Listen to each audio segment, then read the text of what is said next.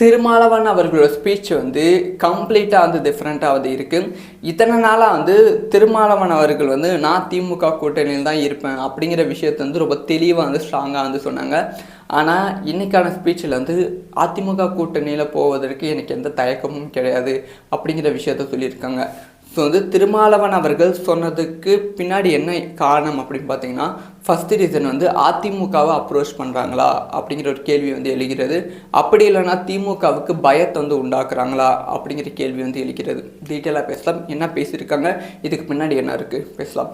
அதாவது வந்து இன்றைக்கி வந்து ப்ரெஸ் மீட்டில் வந்து திருமாவளவன் அவர்கள் என்ன சந்தித்தாங்கன்னா, ஒரு வாரத்துக்கு முன்னாடி வந்து திருச்சியில் வந்து மத சீர்பான்மை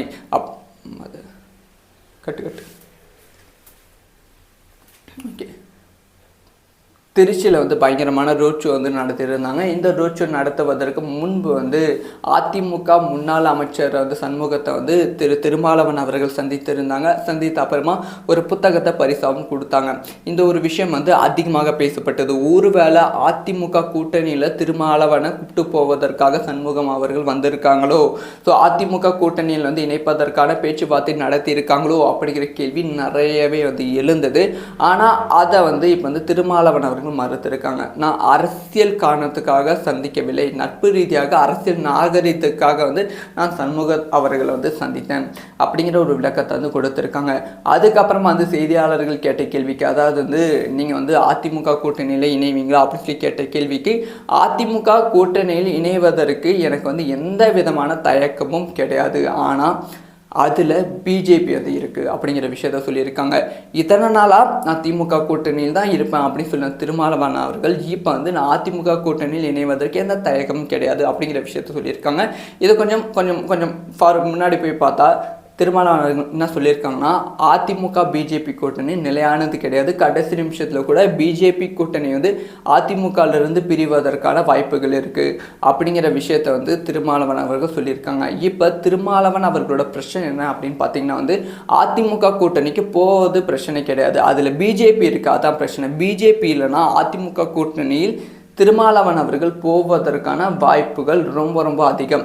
ஸோ ஓகே, இது ஒரு பக்கம் இருக்கட்டும். இந்த மாதிரி ஒரு விஷயத்த சொன்னாங்க. இதுக்கு அப்புறமா வந்து திமுகவை தாக்குற மாதிரி வந்து திருமாவளவன் அவர்களோட ஸ்பீச் வந்து இருக்குது. ஸோ திமுகவை டைரக்டாகவே தாக்கியிருக்காங்க.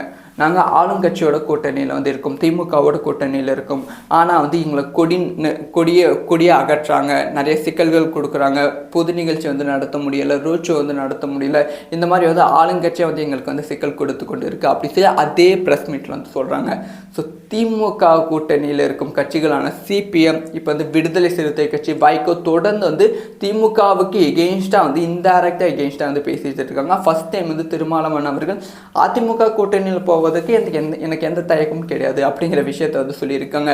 ஸோ நாளுக்கு நாள் வந்து திருமாவளவன் அவர்கள் வந்து இந்த சைடு சாயிறாங்களோ இல்லை திமுகலிருந்து வெளியே சாயிறாங்களோ அப்படிங்கிற ஒரு கேள்வி வந்து அதிகரித்து கொண்டே இருக்குது. ஸோ நீங்கள் சொல்லுங்கள், திருமாவளவன் அவர்களோட இந்த ஒரு ஸ்பீச்சை பற்றி நீங்கள் என்ன நினைக்கிறீங்க?